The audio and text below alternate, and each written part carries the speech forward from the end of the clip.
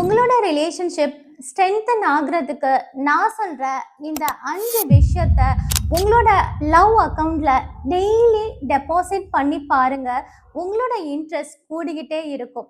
First, keeping commitments. நீங்க என்ன சொல்றீங்களோ அதை ஃபாலோ பண்ணுங்க. ஒரு 5 மினிட்ஸ்ல கால் பண்றேன் அப்படின்னு சொன்னா உடனே அந்த 5 மினிட்ஸ்ல கால் பண்ணுங்க. Second, active listening. ஒரு கான்வர்சேஷன் பண்றப்ப மொபைல் செக் பண்ணிக்கிட்டே இருக்கிறாம அவங்களோட ஐ கான்டாக்டை பார்த்துட்டு என்ன சொல்றாங்களோ அதை லிசன் பண்ணிட்டு ப்ராப்பரா ரெஸ்பான்ஸ் பண்ணுங்க. Third, kindness. உங்களோட அன்பை வெளிப்படுத்துற மாதிரி கைண்டான வேர்ட்ஸ் பேசுறதும் டொனாலிட்டியில் ஒரு லவ் இருக்கிறதும் ரொம்பவே முக்கியம். நீங்கள் டொனாலிட்டியை ரைஸ் பண்ணி பேசுகிறப்போ கண்டிப்பாக கோவம் வரும், கான்ஃப்ளிக்ட் வரும். Fourth one, appreciation.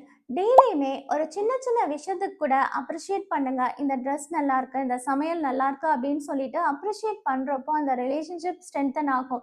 Fifth one, apology. Apology கேட்கறது வீக்னஸ் கிடையாது. எப்பப்பெல்லாம் தேவைப்படுதோ அப்போ ஒரு சாரி சொல்லுங்க. நீங்க சொல்ற கமிட்மெண்ட்டை ஃபாலோ பண்ண முடியல அப்படின்னு சொன்னாக்கா சாரி கேளுங்க. இந்த 5 விஷயத்தையும் நீங்க உங்க லவ் அக்கவுண்ட்ல டெபாசிட் பண்ணிக்கிட்டே வர்றப்ப லைஃப் லாங் இன்ட்ரெஸ்ட் கூடிக்கிட்டே இருக்கும். அந்த ரிலேஷன்ஷிப் ஸ்ட்ரென்தன் ஆகிட்டே இருக்கும். Follow for more.